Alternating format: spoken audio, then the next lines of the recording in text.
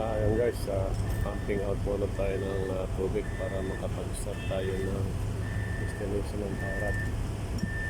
Mga 51, 52, 53 ang pwede lang natin install guys.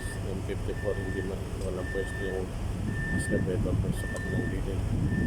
So ayan, pagkatapos itong pumping out itong tubig na to guys, ito naman yung ating tatanggalin yung nasa gitna na yun para may lay down natin yung Thairat. Ayan, magpapumping out muna tayo ng tubig. Ayan naman yung segment natin guys, yung sunod segment ng tubig. Ayan, segment yan, segment pump. Ito yung papaparitinos yung sip natin yung tubig nito para matuyan ito.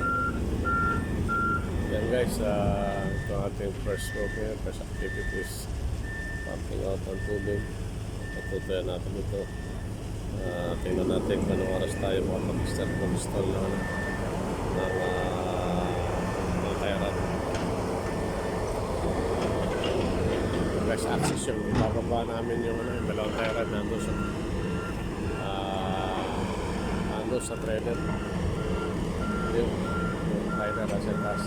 Ang gagamitin lang natin ngayon ay excavator at pampaba guys. Yan.